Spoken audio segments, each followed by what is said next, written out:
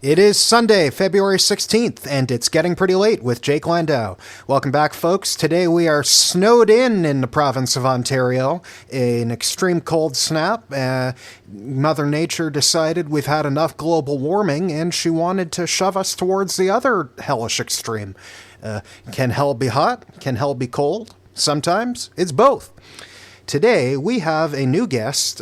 He's the host of the MuniciPals podcast in Ontario, and he is also a former one-time candidate for City Council. Please welcome to the program, Philip J. Mills. Thanks for having me. I'm very excited to talk to you, Jake. No, it's great to have you here. So, firstly, tell us more about your podcast. It's called MuniciPals, right?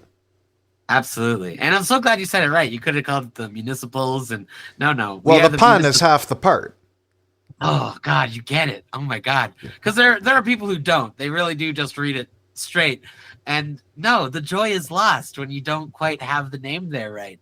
Now, this will tie into something we'll talk a bit about later. But so when I was running for City Council in 2022, Scarborough Southwest, I was approached, I think the day after I registered to run, by a guy named Matthew King to do an interview on his podcast, This Time in History.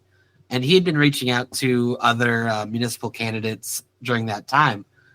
And, first of all, I was flattered. I mean, we'll get to who I am in terms of, like, not thinking too highly of myself and, being a very quiet thing, but someone was reaching out to me, and I thought that was super cool.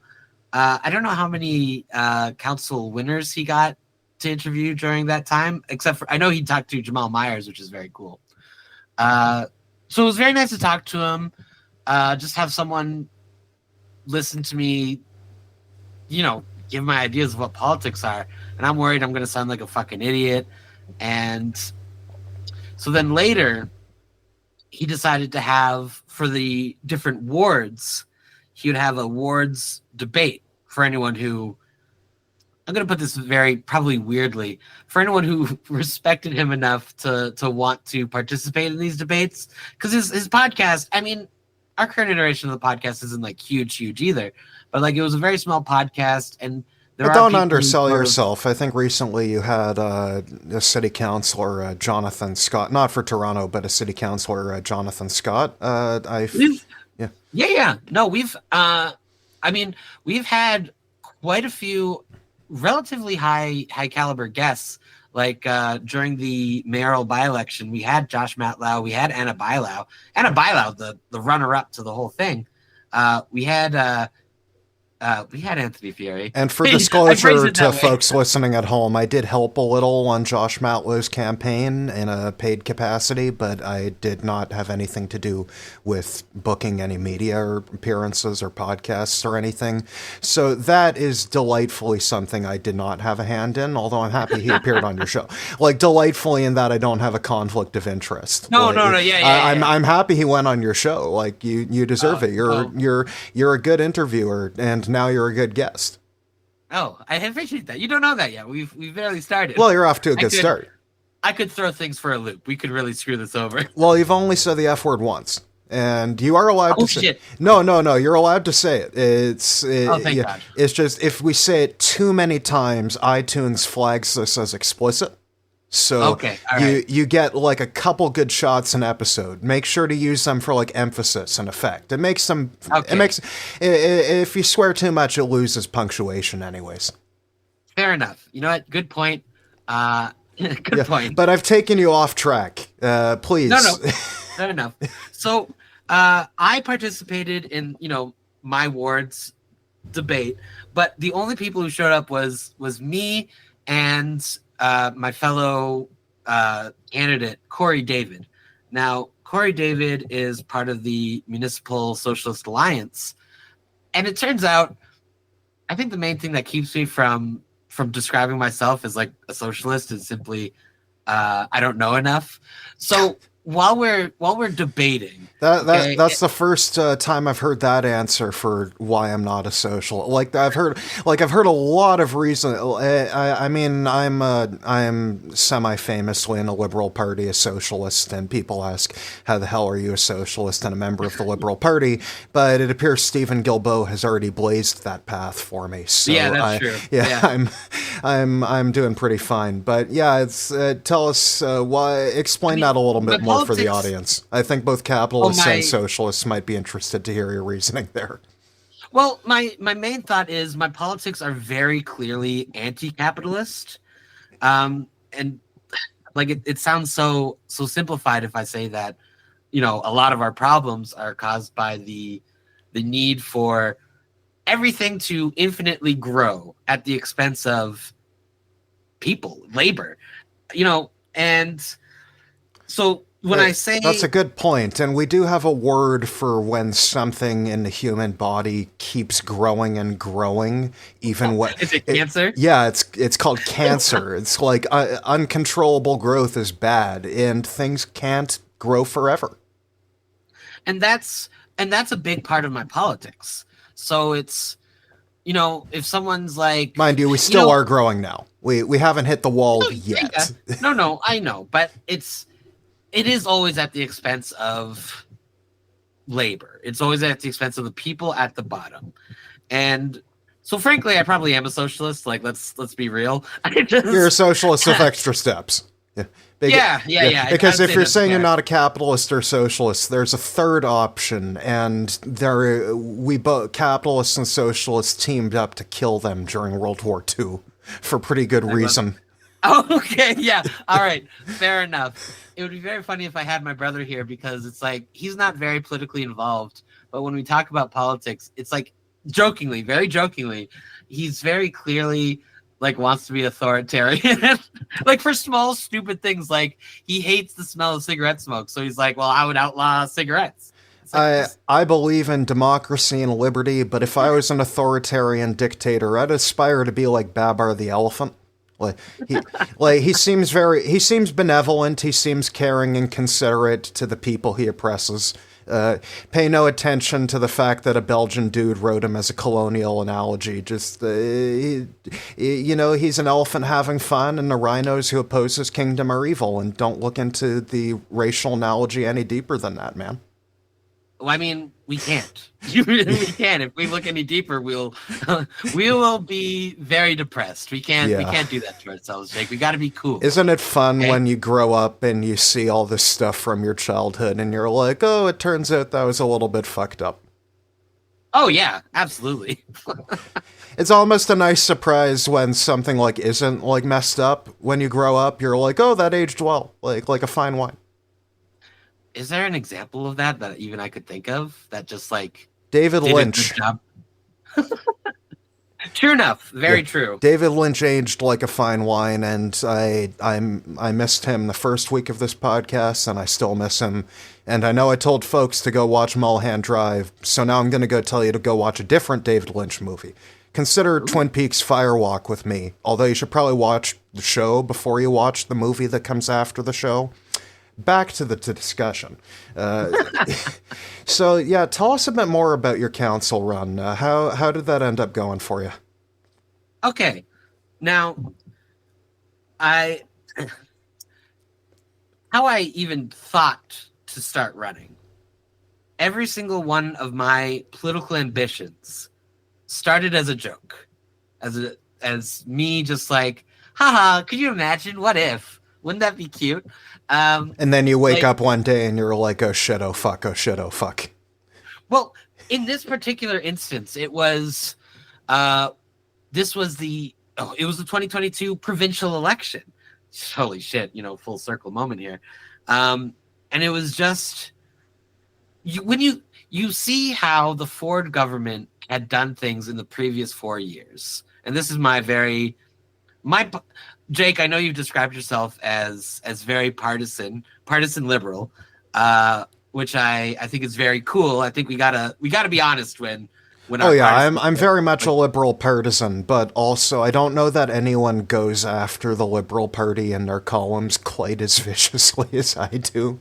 Mainly, no, no. I think. And I love that for you. I Okay, love that you okay. do that. Let me rephrase that. There are many columnists in this country who are doing a great job holding the Liberal Party to account and holding other governments to account at the provincial level. But I think as a liberal, it certainly hits different when you hear Yes. criticism of that valence from another liberal. Because the criticism is about improving the party that you feel so strongly attached to. Exactly. I understand that. The criticism is saying, hey, you said we'd stand for these ideals and you're not standing for them. I'm mad. And then people are like, hey, how dare you point out the hypocrisy? You're supposed to be a loyal party soldier even though you never get any of your ideals fulfilled.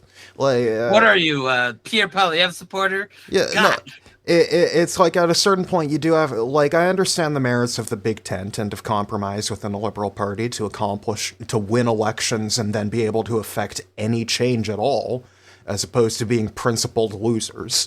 But at a certain point, you do actually have to do what you promise, or not. You have to actually embody some sort of ideals. And most importantly, if you're telling progressives, if you're telling left-wingers that they have to compromise in order to help centrist political ambitions, you need to give them victories of their own. You can't say, okay, the centrists get to control everything and the leftists get to help and shut up. Like, it's not. This is part of why the NDP exists as a separate party, and yet the NDP experiences the same problem. I see between the Liberals and the NDP the exact same parallel dynamic of centrists holding the levers of power within the executive of the party, and then a rank and file membership that is much more left-wing, much more progressive, and a party leadership that is trying to minimize how much they listen to their own members. My understanding is a lot of the people who are sort of working in the background of the ONDP shifted to the federal NDP, and I can kind of see that really almost immediately. And God, what is Jagmeet even doing? He really just seems like he's flailing around a lot. Not what we're talking about. Well, he's getting paid an MP's salary. He's getting paid an MP's housing allowance. He's the leader of a party, and that means that all of his friends get to have nice positions in the party, and that when there's a campaign and their party tells campaigns what suppliers they're allowed to use, that you get what I'm. And I've seen the same thing happen in the Liberal Party, to be fair, where you're told going into an election you're only allowed to use this supplier for lawn signs or that supplier for phone banking.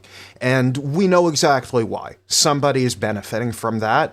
And part of the reason that people help get a leader installed is so that they can then be a preferred contractor when that leader brings you to the writ period. It's gross. I hate it, especially because I'm a technically knowledgeable guy. I don't want to pay somebody to set up like phones for the office for a campaign. I can do that myself. I can use the open source software myself. I can rent or buy like cheap like voice over IP phones myself. I don't want to pay a bloated fee for these things, but in many cases, political parties of all stripes will force you to. And that's part of why, even if you are a loser who keeps losing and your party remains in fourth place because you can't even beat a party that only runs in Quebec and no other province, like there are financial benefits to being in charge for you and for your friends. Jake, remind me to reach out to, my next political campaign. I feel like I could use some of that help. I have reasonable billing rates. All right, I'm very poor, so I need a reasonable billing rate guy. Well, we'll teach you how to fundraise properly. That's a good idea. Oh, I could talk about that. So during the 2023 Scarborough Southwest by-election, I didn't run, and I decided to put my support behind Kevin Rupesing. he's a great guy. I really do like him a lot.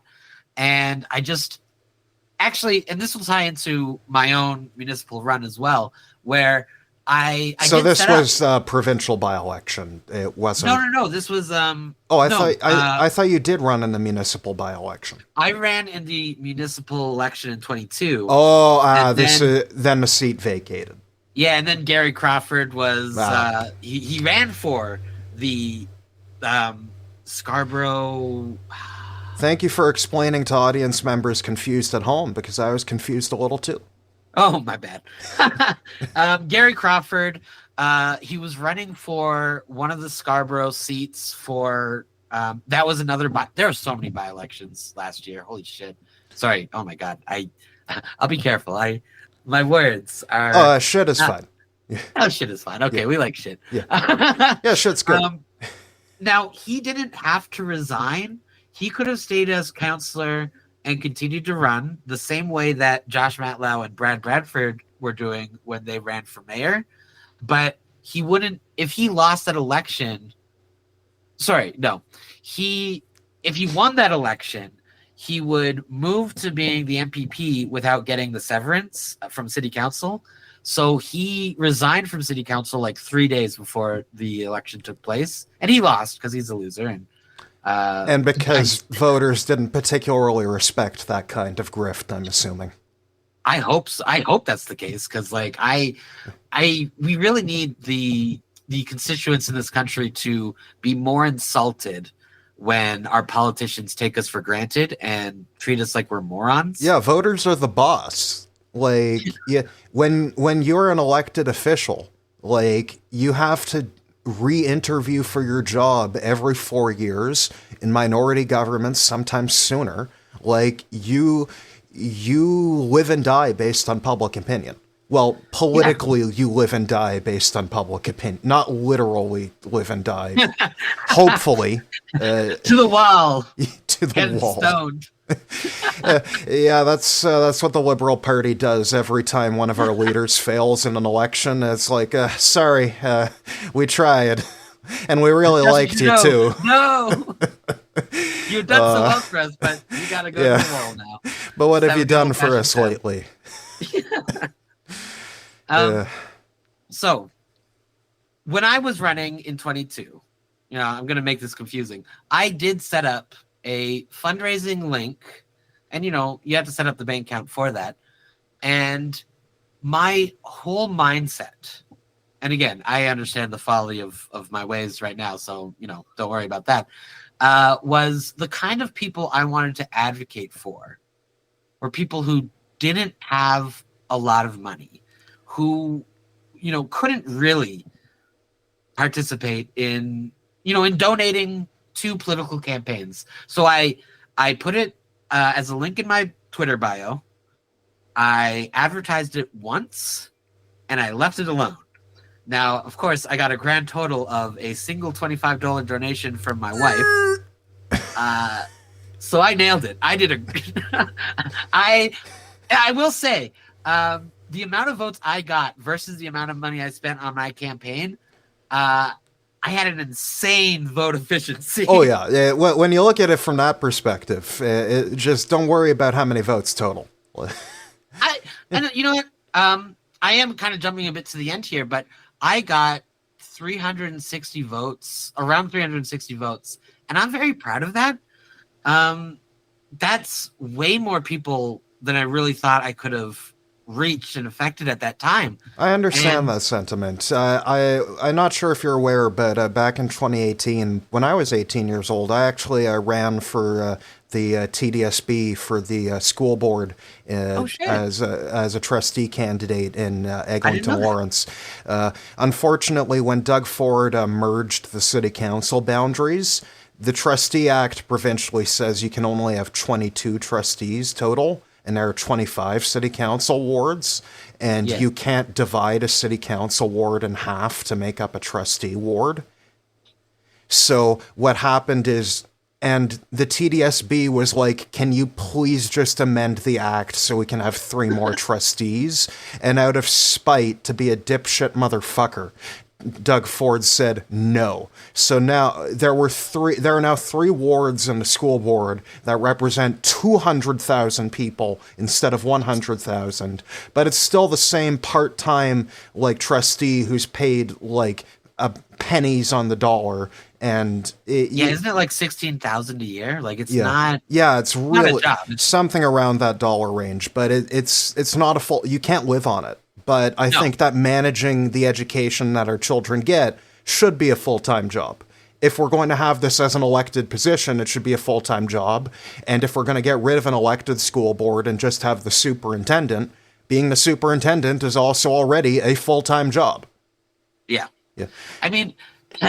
Anyways, so what happened is I was a front runner in Eglinton Lawrence, but then it gets merged with Toronto St. Paul's, home to famous Toronto trustee and politician Shelley Laskin. Shelley then cleaned my clock in on. She's a very popular incumbent, and the point was that even in Eglinton Lawrence, which hadn't been her ward before, there were enough people who knew her and liked her that it was a blowout. Like, mind you, I got just shy of about 5,000 votes. Oh, wow. Yeah, I came in third place. The people in front of me and behind me in second and fourth had a couple hundred votes more and less than me. So we kind of all conglomerated around second while she broke into first. But I don't regret the experience, especially mainly because working on campaigns as a campaign manager, doing other things, candidates are able to be a lot more open and frank with me when they were. I mean, obviously, running for the school board as a trustee candidate is very different from running as a member of parliament in terms of the scale. And yet at the same time, the emotional aspects are very similar. You are putting your name on a ballot for what feels essentially like a popularity contest. It feels like people are voting not on your policies, not on your party, but based on what they think of you as a person, as a human being. And it's really hard to not get your emotions wrapped up in that. Like, it's a great ego boost when you win, but when you lose, it's depressing and catastrophic. Especially like when you do like get up there in the numbers and you're not like a hopeless candidate, when you can get a sizable amount of that constituency to give you their votes. And for considering I was 18 and I had the flu for the last 3 weeks of that campaign, and because I had the flu, I couldn't go out to knock doors for the last 3 weeks. Like, I'm pretty happy with that, but you get the idea. I don't think I'll be running for the school board anytime soon. I think Shelley does an okay job. There are things I don't necessarily agree with her on. The new policy they just passed, defining anti-Zionism as anti-Semitism by definition. I'm not a fan of her championing that, mainly because as a Jew, I criticize Israel a fair bit, and I resent the insinuation that I, as a Jew, am not proud of my Jewishness, that I don't fully embrace my Jewish heritage and my culture and my identity. I just have significant problems with what Israel is doing to Palestinians and Lebanese people, and now Syria too. It's not, I know it's not really the topic we're talking about, but, you know, in this... Well, I'm sure that our guests love, our viewers love when we just randomly bring up Israel-Palestine. It's a real It's a real light topic for our casual evening show. It's so chill, and we love, it's easy. And nothing ever bad happens. Nothing bad ever happens. My main thing when it comes to this opposition to... I don't know how I want to phrase this. This opposition to kind of being like, Israel is just blanket the good guy, and the Palestinians are blanket the bad guy. No, I mean, that's not really what I'm saying. But it would be, when we frame anti-Zionism as anti-Semitic, that would be as if us criticizing the American government as being bigoted somehow. And, like that's the way I see it. When we I say we, I don't, because I don't make it about the Jewish people or Jewish individuals. But, you know, there are people on social media who are like, oh, the Jews. Yeah. And it's like, okay, oh, yeah. well, It's like that's not what we're talking about. And it's a lot easier to tell the difference between anti-Semitism and criticism of Israel than people make it out to be. The Well, unless you want to. There are occasionally some overlaps, and to be fair, that's because an Israeli Jew's identity as an Israeli and a Jew don't neatly divorce from each other. So, but it's not that hard to criticize Israel without attacking the Jewish identity. Like, obviously, Israel portrays itself as a Jewish state with a Jewish character, so you do have to address that. But you can address it in a way, you get the idea. It's like, clearly I have a unique Jewish identity that does not rely upon a random ethno-state halfway around the globe. And for context to those listening at home, my middle name Abraham comes from my great grandfather. He fought in World War II in the Red Army of the Soviet Union against the Nazis. He was Jewish, so fighting in the Red Army against the Nazis was a pretty good thing to do. But after the war, he left the Soviet Union with his wife and his two kids, my great uncle and my grandmother.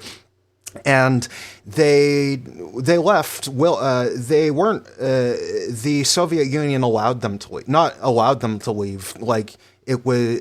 He was like. He was a loyal communist.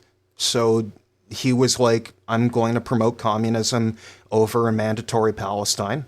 And they were like, go ahead. We trust you. Which is wild. You don't usually hear about the Soviet Union letting Jews leave. But in this, before Stalin went full doctor's plot, it was a weird dynamic. Not necessarily the best dynamic, but considering other places for Jews in Europe, you couldn't complain too much. Anyways, we get to mandatory Palestine in 46, and my great-grandfather, my namesake, my first name comes from his 2-year-old son who died during the war while he was fighting.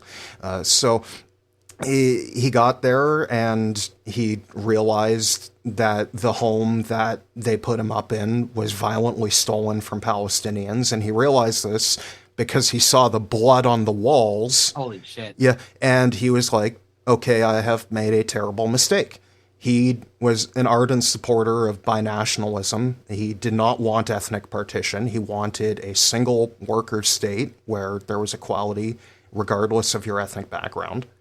It didn't happen, obviously, so by 1952, he found a way to leave and to get his family over here to Canada, and now I'm here today.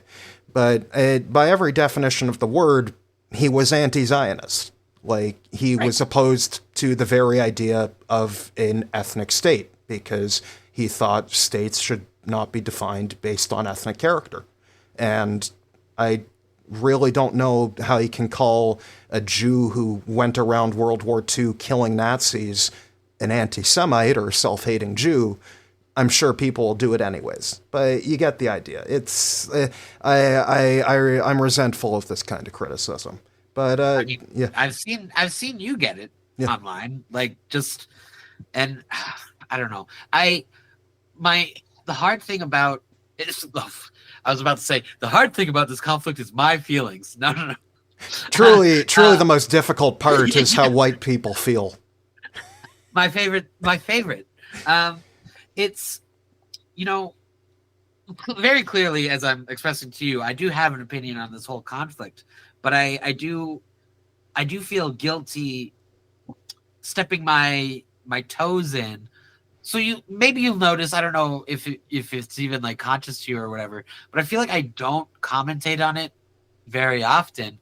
And I really do feel like I was so thoroughly shut down by, I don't know how to pronounce his last name, Anthony Koch? Koch, or Koch, I believe. Yeah. I have him blocked on Twitter since the CBC banned him for that racist incident. Yeah, it's insane. And like, it was just a single statement that he said to me where, like, you're advocating, because of course my whole idea about I'll phrase it as standing on the side of the Palestinians is that, they're not, terrorism doesn't exist in a vacuum. There's no reason these things are happening. It doesn't mean that things like October 7th are okay. No, yeah, absolutely, yes. What it means is that we need to address the root causes so that people do not keep on committing terrorist acts, and then militaries do not keep on responding with brutal crackdowns that encourage more terrorist acts. That we see how the cycle viciously feeds into itself. It's obvious to anybody. Like, this has been obvious since the first Intifada, like 40 years ago. I don't know if it is obvious, because we've got the leader of the opposition. Well, there's a difference between it not being obvious and politicians not wanting to admit it. There are plenty of I guess that's true, yeah. There are plenty of obvious things that politicians don't want to admit. But I get the sense we talk about them every week. Yeah, that's right. My thought is, it's like, with Pierre Poilievre specifically, and his line of, terrorism is inspired or brought up because of terrorists. Like, it's just an innate internal thing where people are terrorists and they're evil for no reason. No, it's like what turns a Palestinian to violence is when their whole family gets killed in a single bombing run. Like, which is why there was that. It's like Jon Stewart said on The Daily Show. He was like, even if you kill all of Hamas, if you kill like hundreds of thousands of Palestinian civilians in the process and obliterate Gaza, don't you think the survivors' first priority might be to create Hamas 2? You know what? Does that mean the Internet Hippo didn't come up with that? Because I was going to say that. I'm not sure. Potentially, Jon Stewart's writing team may have stolen it from the Internet Hippo. I don't care. It's a good joke. So we'll. Jon Stewart and Internet Hippo crossover collab. I believe the Internet Hippo may actually be on Jon Stewart's writing staff. Oh, that'd be so funny. Yeah. I would believe that. Joke plagiarism. Meanwhile, it's his own jokes. But that's the whole thing, where it's like, violence, we can't justify violence, but it doesn't come out of nowhere. Right. And it's just... And ideally, we'd like to not have more violence going forward. Right. Yeah. I don't know. That sounds good. Conflict is... Well, ending the violence sounds good. The violence does not sound good. But hopefully we will end violence, as our guest PJ has told us. But stay on quickly, listen to our messages, and then come back after the break to find out about all the terrible things that happened this week so you can ruminate on them for the next week. Cheers, and we'll see you in a sec. Today's episode of It's Getting Pretty Late with Jake Landau is brought to you by me. Yes, today we are asking you to please subscribe to our Substack at jakelandau.ca/subscribe. All of our content is available for free without a paywall. However, in order to fund the creation of this podcast, original journalism, and other Jake Landau endeavors, we do in fact need money, especially because I like eating food, and if I don't eat food, I'll die. So, any support you can provide is deeply appreciated. Thank you, and enjoy the show. And we're back from the break on It's Getting Pretty Late with Jake Landau.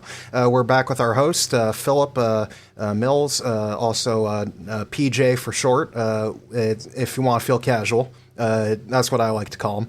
Now, while we were on break, PJ, I noticed that you sent me a gift in Pokemon Go. Of course, because I want you to be my best friend in Pokemon Go. But we aren't currently best friends in Pokemon Go. Currently, we are ultra friends. We're only ultra friends, and only. Yeah, it is funny that like you would think ultra friend would come above best friend. It really does sound very intimate. Yeah, yeah. It's like we're friends, but are we ultra friends? I mean, this may be our very first, person to person conversation, but yeah. We're ultra friends. Cool. Of course. I take that seriously. Yeah. I take that responsibility seriously. But the most important thing you need to remember, PJ, is that when you send me gifts in Pokemon Go, you have to attach a sticker because that adds more bonus to the gift. This is an incredibly important part of Pokemon Go etiquette that many of my Pokemon Go friends fail to comprehend. I always give stickers with my gifts because as a socialist, I believe in the communal spirit. Some people may not return the favor, but, from each according to their ability to each according to their need. Jokes aside, let's get into the actual 3 headline topics of today's discussion. The first one is what all of you Canadians watched last night on your television at the Nations Faceoff between the United States and Canada, after the NHL and the referees and pretty much everybody told Canadians, please don't boo the country threatening to annex you and steal your freedom and conquer you. But then we booed anyways. And I like the boos. Did you like the boos? I'm a big fan of the boos because it's the most. It really truly feels like the most Canadian way to oppose. It's so weird, the commentary online that's like, no, don't boo our anthem. What did we do to deserve this? A lot. America has done a lot to deserve this. If anything, we probably should have been booing the American anthem many, many decades previously. This is monstrous. How could we do this to our best friends and neighbors who every 4 years... Yeah, could you imagine betraying your friends like that? Fuck. And it's the fact that they're so upset over something as inconsequential as we're not booing their team. We're not booing... Well, no, I was booing their team. Listen, no, you can boo their team all you like, but I just mean spiritually, we're not booing their team. We're not booing... most of those hockey players are Republicans who voted for Trump, so I am very much booing their team. We can boo their team. That's fine. But it's like, in 2016, when Donald Trump first got elected, there was just enough wiggle room for the Americans as a whole to sort of separate themselves from Donald Trump. He didn't win the popular vote. He won the Electoral College. Yes, that's our system. But I mean, there was still some space for people to be like, we're not. This isn't who we are, says country, where this is exactly who they are. Yes. And it's hard to deny that this isn't who Americans are. They have a repeated history of indulging authoritarianism and fascism. They've encouraged it abroad, and now they're shocked it's finally come home to roost. But I think it's even worse this time. Not only because Donald Trump won the popular vote, which, that's insane to me. You add 4 years of knowledge of who he is as a politician. Well, the flip side of that is it's not necessarily years of knowledge. Remember, people talk about Gen Z, but I think you kind of have to split Gen Z in half.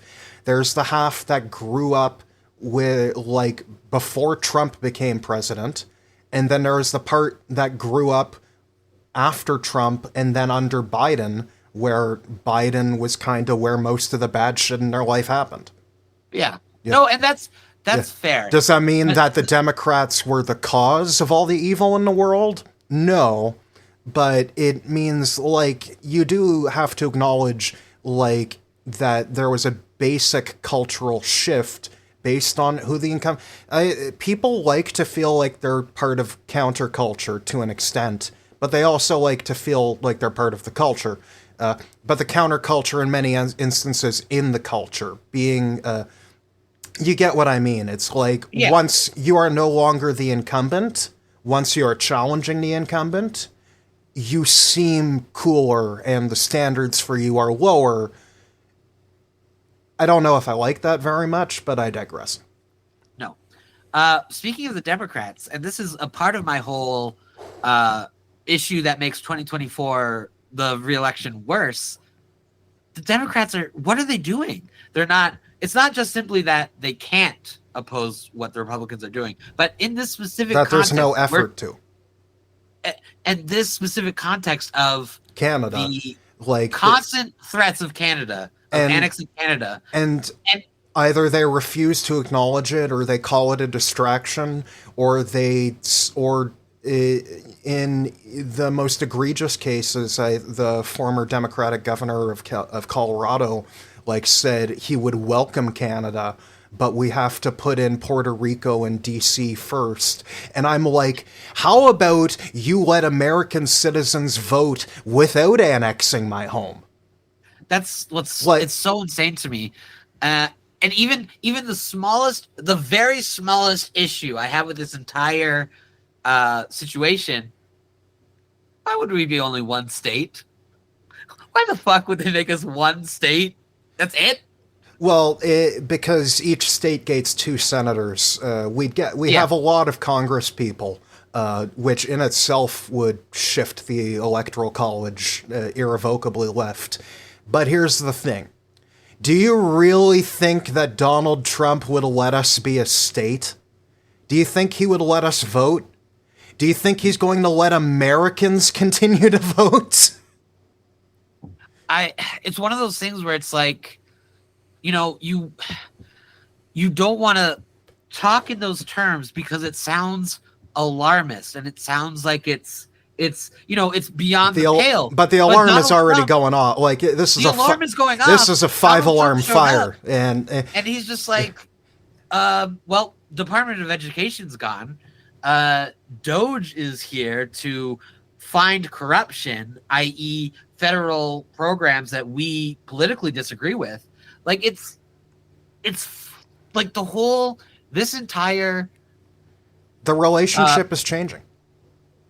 And it's fractured, and I think beyond repair, and not just for Canada and America, but for America and the world, because I really do feel like this flip-flopping between not just Republicans and Democrats, but very specifically Donald Trump, Democrat, Donald Trump, I think will show the rest of the world that Democrats have almost defined themselves in opposition to Donald Trump, and as a result, Donald Trump sets the agenda even when he wasn't president for 4 years. Yes. So yeah, there is a real decline and a real rise in anti-American sentiment, and such. When the fight started at the beginning of the hockey match, and the Americans just immediately draw. It's funny, the Canadians didn't even really start it. Like I forget how to pronounce their last names. The ones from Florida whose name starts with TK and are both Trumpers. And they said, in the group chat before the game, we said we wanted to drop the gloves at the start. And it's like, cool, so you came to Canada so that right at the face-off at the start of the game, you could just punch a random dude? I'm not saying I don't... Listen, I'm not soft. I played hockey growing up. I was a goon. I appreciate the place of a good fight in hockey. But usually in international hockey, that's especially because this wasn't played under IIHF rules, it was played under NHL rules. So, like, in proper international hockey, if you did that to start the game, like, you would be severely restricted. Like, not forever, but, like, you would lose several games of appearances. Like, just for that fight. Yeah, well, not your team, but, like, you wouldn't be able to participate. Like, you would be out. Yeah. And you know, I get that perspective, especially because I think, you know, gladiator matches on the ice are kind of a stupid pastime, especially considering, like, people act like punching each other in the head isn't, you know, a way to kill people. Like, people have died in hockey fights. Like, people forget this. Like, so it's stupid, and I think it's fine if you're, like, defending yourself from a fight, but I think picking a fight on the ice is stupid, and I never did that when I played. Like, my job was when someone was picking on our guys, I protected them. Like, I did not pick fights with people on the other team because I was counterproductive to actually playing the game. Now, you know, just quickly before we get off the fight, and I don't know if the fight was based off us booing their anthem, but I do feel like there's this element of commentary from Americans and from some Canadians who seem to think that Donald Trump is doing this for us for whatever reason, because they're traitors. But you know, willing collaborators is my term of preference. they really do seem to act as if the Vishy booing, Canadians. yeah, they really do seem to think like the booing came out of nowhere. Like it's just this disrespect for no reason. I think what disturbed me most was photos I saw of somebody attending the game in Montreal wearing a Team Canada jersey, and on the back it said Trump as the name Trump, and then 51 as the number. And considering my knowledge of Montreal and the fact that whenever they win a Stanley Cup, havoc seems to wreck the streets, I'm shocked this man had a peaceful evening. Walked away. I don't encourage anything, but you understand what I mean. That is a wild thing to wear, like in the heart of Canada, surrounded by people who are at the highest anti-American sentiment in years. It's like I have a friend from America who likes to drive up a lot to go see Jays games. He's from Buffalo, and I told him, like, listen, I think next time you should probably take the train or the bus, because I don't know what'll happen to your car if it has a New York license plate on it in Canada. Yeah. And I told, it's not a good thing. It's a real, and it says just how severe this is, that overnight we've gone from, oh, Canadians are nice, to Canadians want to freeze and starve the Yankee. The Canadian scumbag. No, it's where cut off the oil, cut off the electricity, cut off the fertilizer, let them freeze. And I'm sympathetic to that viewpoint, but I don't want to dehumanize people. Nonetheless, I'm very fucking angry at the Americans. Yeah, and I'm not any less angry at Democratic Americans than I am at Republican Americans. Although I have a unique anger for Republicans in that they ruined the word republic, because I hate monarchy. For those listening at home, the monarchy is an abomination. The idea of a human being saying they're ordained by a god or whatever as a hereditary king or queen or emperor or whatever the fuck you want to call it. No. The French had a great solution for monarchy. You can still go visit the Palace of Versailles. It's just there's no monarchs there anymore because France doesn't need them. They have the tourism, and they have actual freedom and liberty. So I believe Canada should be a republic. I just don't believe Canada should be part of America's republic. No. God, no. Yeah. All right. Moving on to our next topic of the day. Doug Ford wants to kill some people, but only a few, just as a treat. He's been working hard, and he thinks that he's earned the right to kill a few people. PJ, I think you're familiar with the story already, but I'll get our listeners up to speed at home. On January 29th, I believe, when the writ dropped for the Ontario election, and I can hear Steve Pakin's voice in my head saying, it's drawn up, not dropped, and I would politely tell Steve that I do not care. When the writ was dropped, Doug Ford attended the London Police Service Gala, the first gala they've held where they sell a bunch of tickets to local businesses and then you don't ask where the money goes. The nonpartisan police. Yeah. Anyways, so on the first day of a campaign, they had him give a campaign speech at a police gala. Because the police aren't neutral and they're not going to pretend to be, because Doug Ford lets them do whatever the hell they want. And in this speech, he said that he is so unhappy with how many people are getting out on bail that he thinks that rather than sentence people to life in prison, we should put them in the electric chair. In his specific words, send them to Sparky. PJ, do you think that a liberal democracy that respects human rights should kill people? Sorry, my pause wasn't of I'm considering it. No. I'm hoping there's an obvious answer to this one. Well, Jake, I think I'm going to really surprise you with my answer. No. Oh, no. No. No. The death penalty, what's weird to me about people... well, let's get a yes or no quickly. Do you think... No, sorry. No, we should not be killing anyone.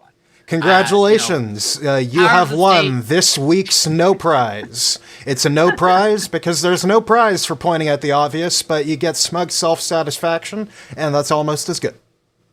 Well, because the thing that's hanging me up, and what's weird is, I do feel like there are a not insignificant amount of people who think that we should be doing it. Oh yeah, like I talked about this on the radio with Bill Mulroney the other day, and we talked about how him both agreed we vehemently disagree with the death penalty, but we also can't ignore the fact that a large segment of the population not only might have agreed with what Doug Ford said, but that it might increase his vote share in the election.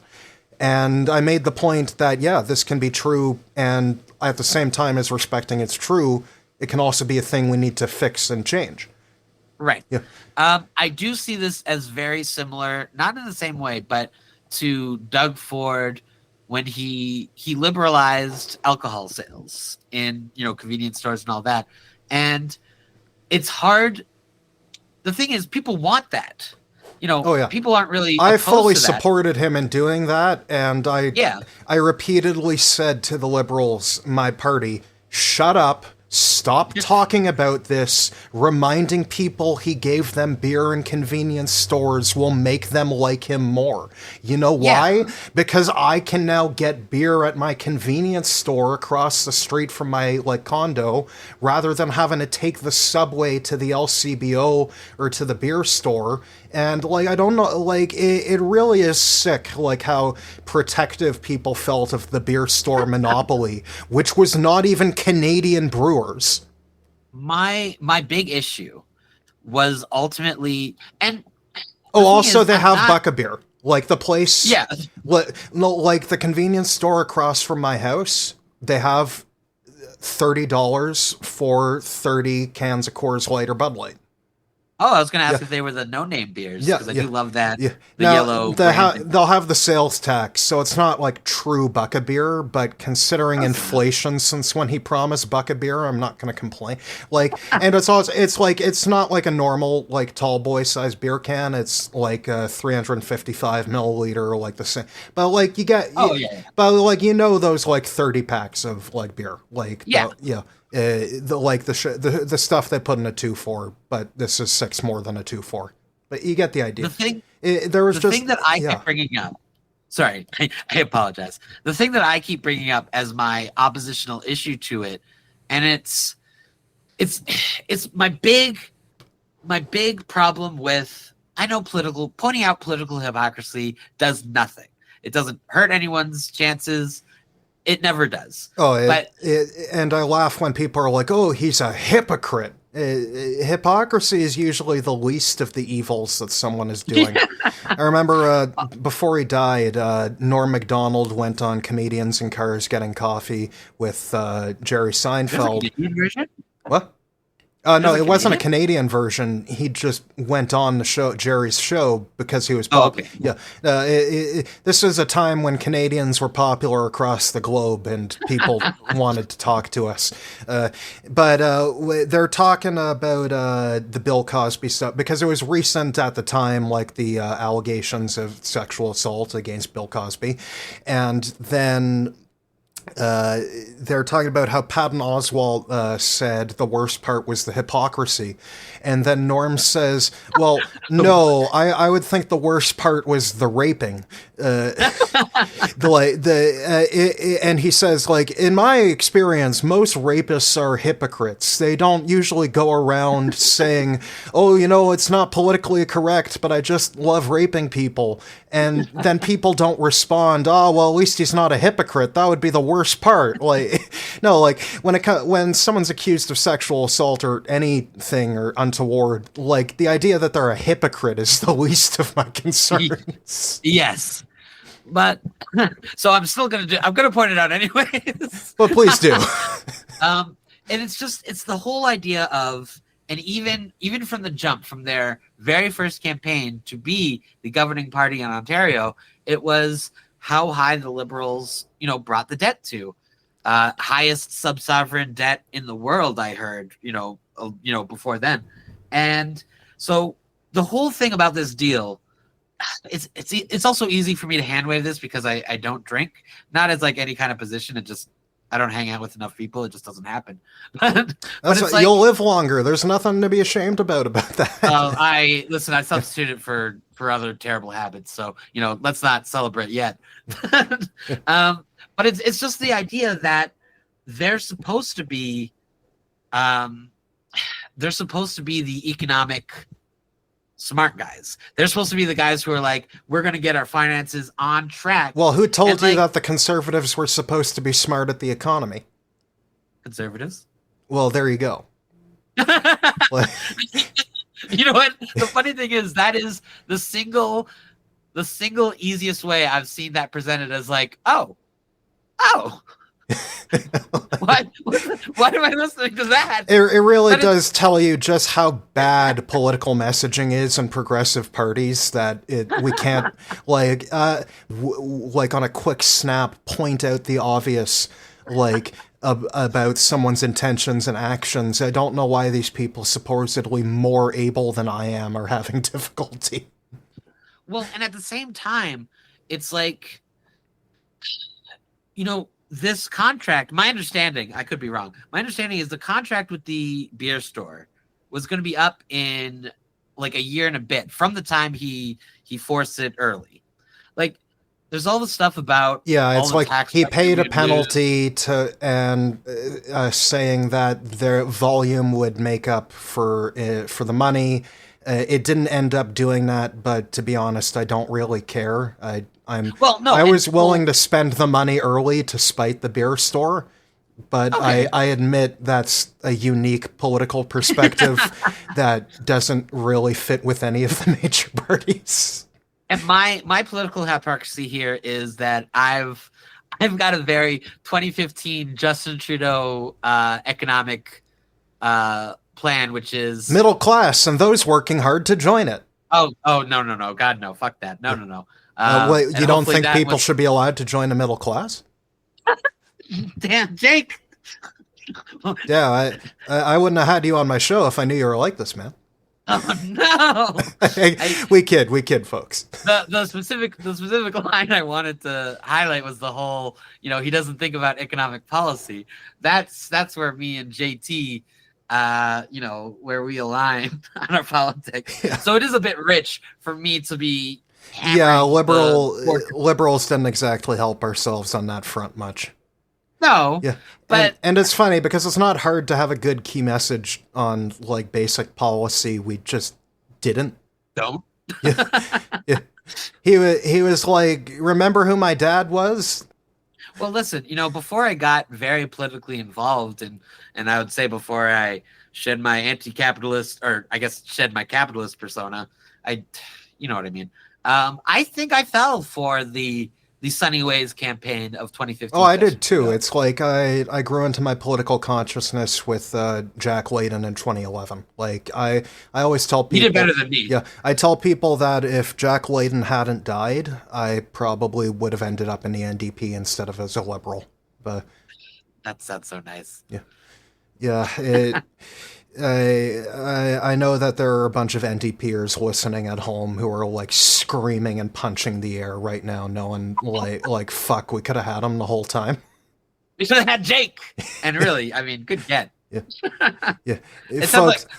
Folks, it's not arrogant of me to say that because I have actually been offered jobs to go leave the Liberal Party and work on an NDP campaign from time to time. I just have never accepted them because I don't want to.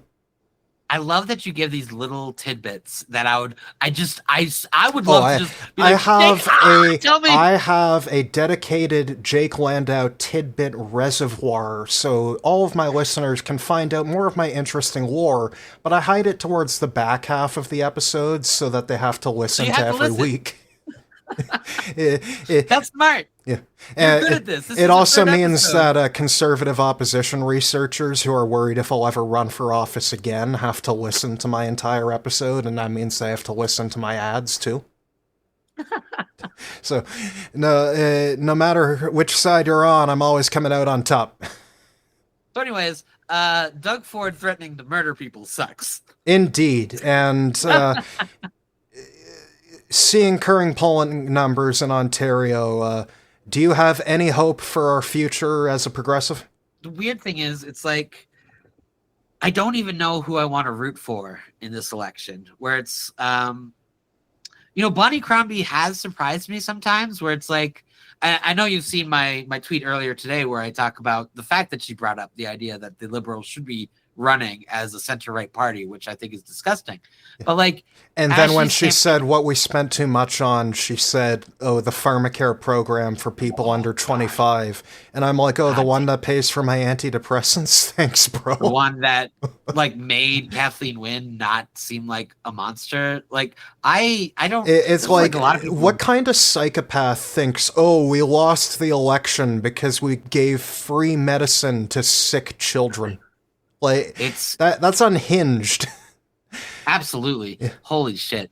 And now, so I say that, and then we got candidates like Don Danko, who's like, "Oh, it's all in my tweet. My opponent cares about the homeless." She didn't. I think what really is defining this race for me right now is Bonnie Crombie said that she'll commit to doubling ODSP.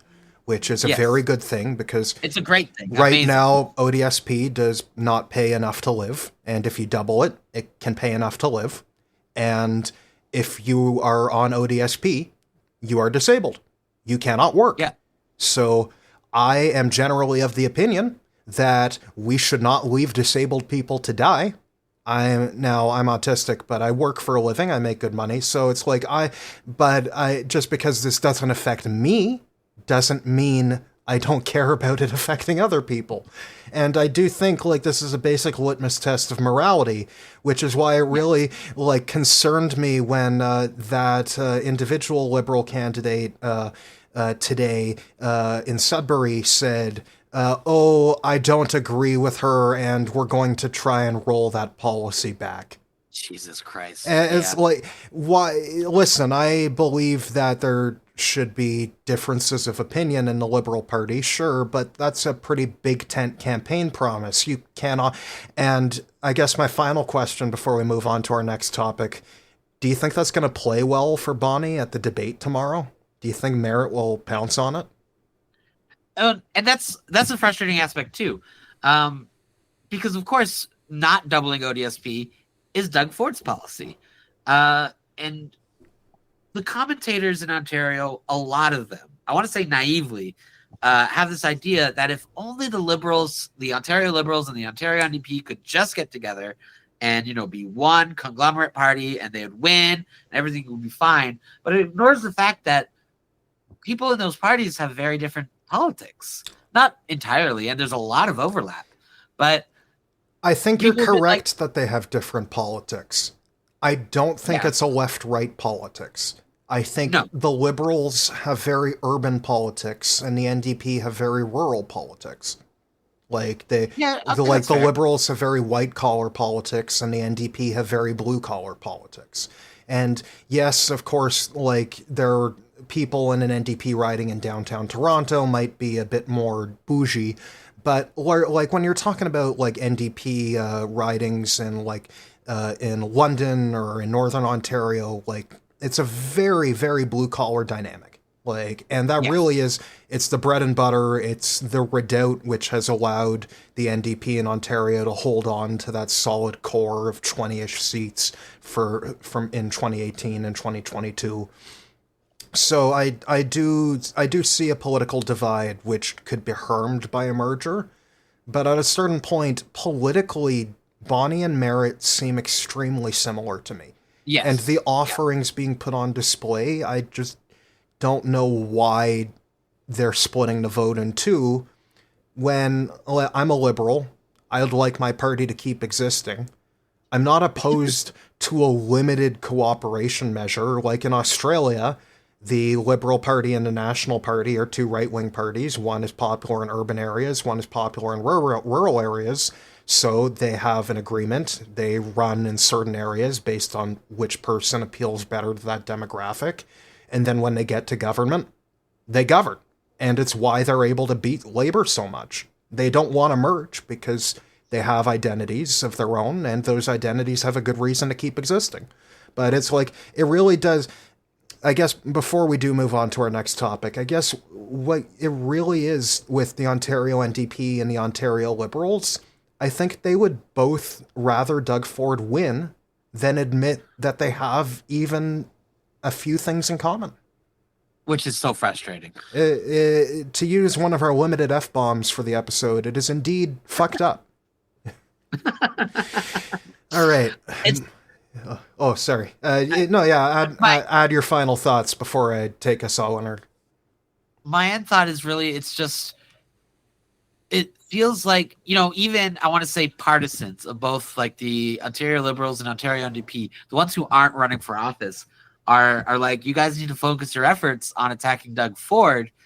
And I only mention that because it's like, yeah, Merritt Stiles rightfully should blast Bonnie Crombie for the candidates, just basically saying, no, actually, that thing that she said we would do, it's not really core to our, to our political ideology. But I kind of don't want her to, because you're supposed to beat Doug Ford. Bonnie Crombie first past the post and its consequences.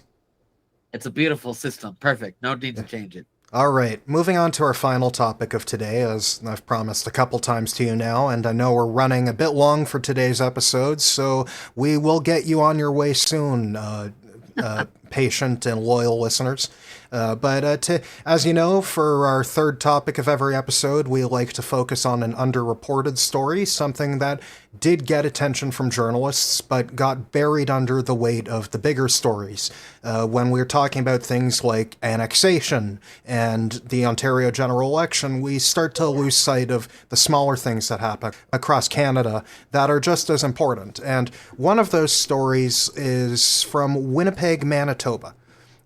Recently, the Indigenous Advisory Circle for the Royal Winnipeg Ballet resigned, stating that after 7 years, they were formed because, as part of truth and reconciliation efforts, the idea was that the board of the Royal Winnipeg Ballet should be consulting with Indigenous people in the community.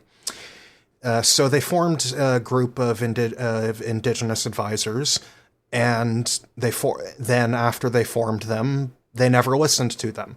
The advisory circle repeatedly offered advice. They asked for conversations that were never had. They were told the advisory circle suggested that if the intention is for Indigenous people to actually have a real role in decision-making, then the advisory circle should be given a seat on the board. This result was met with crickets because clearly the white people on the board who made this Indigenous advisory circle were more interested in tokenism and having the appearance of consultation than actually including Indigenous people in decision-making on Indigenous land. It's extremely frustrating, especially because, as the CBC article reports, they weren't even made aware that a new director of programming was being hired until after his hiring had already been announced. So, like, there was no involvement in that process, and it really is the artistic director, not director of programming, but similar concept. You get the idea. It's like they wanted to be involved in the hiring of the process. Nobody engaged with them. And then last month, they learned on the news that somebody had got the job. Wow. So the entire advisory circle has unanimously resigned, and now there is no token there. They refuse to be tokens. We were not here to be a rubber stamp. We were not here for you to trot out as a prop at the opening and ending of the ballet season. This is our land. This is our culture. And if you won't listen to us, then we're not going to be your token. We're not. You get the idea. And what do you think this says about the hollowness of truth and reconciliation efforts across the country? I mean, you said it exactly right. It is hollow. So I wasn't even.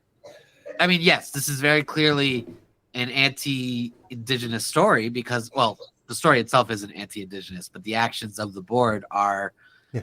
You wanted this image that you were listening, that you gave a shit about what you were doing, right? And it wasn't, and I didn't mean it as a a euphemism to trot them out as a prop at the beginning and end of awards season. They actually did bring them out at the beginning and end of the ballet season, to show to the audience. So these human beings were literally turned into physical props, and that does disgust me. In a less, because the thing is, this particular event is offensive because it is, as you said, it's using them as props, it's tokenizing them, but it's also it feels like a very universal thing in politics where they want to seek out expert advice, and so they'll get a report like the Ontario government. They got a whole housing report about all the things that they could do to make the housing situation better, and they were like, yeah, okay, but we'll do our own thing anyways. And is that not exactly they what's want to happening here consult until the consultation tells them something they don't want to do? Yes. Yeah. And it's that's ultimately the difference between consultation and power. If the end result of truth and reconciliation is just saying that white people need to listen to Indigenous people, it doesn't mean that they're actually going to respect what the Indigenous people said. It doesn't mean that those Indigenous people get a role in the decision-making process, and that is a massive gap. It cannot just be consultation. It has to be active, equal participation at the highest level of decision-making. Not someone being referred to the board, someone who is on the board. And even worse, I feel like just the creation of this advisory council will give so many... This is going to be... I feel like it's silly coming out of my mouth, but it'll give a lot of white people comfort and be like, hey, we're doing our part. Exactly. This is reconciliation. It existed for the sake of satisfying white people's egos and not making them feel uncomfortable about the things that they are complicit in every day. Yeah. So I don't know. So I give my example, of course, of the Ontario housing report that they just ignored because, they didn't want to do any of that. But this is obviously more offensive because this is, again, as a country, we're sort of racking with the idea of reconciliation. I think I said that Indeed poorly. And to have this group just kind of blatantly, oh yeah, cool that you were here. What of it? Okay, see you later. I don't know. It's insulting. That's the difference between the poor governance and this situation, is that it is an insult, to be sure, but in a way, do you think it kind of proves that the emperor has no clothes in this situation? That there was not a sincere effort in reconciliation? Oh yeah, absolutely. You can tell that's the case because if they gave a shit, they would listen every once in a while. Yeah, that's a good point. If they did care, then they would have listened. Not agreed with everything, but yes, exactly. But they would have been talked to. It's ironic in my mind that we're talking about this being tokenization of Indigenous people. The way that they could have continued this comfort image of we're doing the right thing, we're listening, is every once in a while taking one of their things and implementing it and saying, we're listening. Indeed. They could have maintained a much more opaque tokenism Instead, they were so transparent that, like, and in a way, like, I do give sincere credit to the entire advisory circle who all agreed to resign, because I know, especially when you are in an underrepresented group, when you are not a white man, you are told that you are uppity for defending yourself, that you're arrogant, that there are so many things wrong with you defending your basic rights and your autonomy. And white men are never called this. Like, and I see it happen, and it can change in real time when people see me as a white guy, and then when they find out I'm autistic or queer or Jewish, and then suddenly the whiteness is weirdly revoked somehow, but not really. It's impressive how, like, racists will find a way to decide that white people aren't white enough. Like, bigotry is a never-ending circle of despair. And ultimately, this isn't just about Indigenous people as well. It's about whenever companies or groups in Canada say they're consulting with women, with the queer community, with people of color. You get the idea. I don't feel good. I feel like this comes up as my overarching kind of, when you listen to power, which I mean includes government, which includes media, be skeptical. I feel like maybe this sounds weird, because it's like, I feel like there's a certain group of people who are like, you need to be skeptical of all government, of all mainstream media. Yeah, it's like, those are the ones who immediately. There's a difference between, like, don't take politicians and people in positions of authority at face value versus the earth is flat and lizard men roam beneath the ground and they eat our children and then they lay eggs and they replace them with lizard human hybrids that look like them. Like, this is, which is ultimately what the convoy people have descended into. If they weren't already there. No, yeah. It really is frustrating, because it's like, especially now, and I realize this is very off topic from this particular issue, but we can't, and it really feels like the divide is between people who are living in abstract reality versus people who have decided that they can just believe anything they want as long as it confirms their biases and makes it easier to demonize their opponents. And unfortunately, at this point in time, it does feel like the fantasists are winning over the people who acknowledge the real world. At least in America. I wish there was a better note to end on for our folks at home, but unfortunately, we will be cutting it there. Philip, thank you so much for joining. It has been a pleasure to have you. I've been so excited to be here, Jake.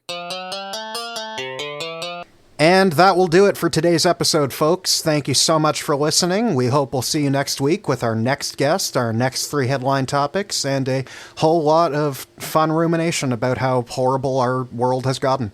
See ya. Cheers.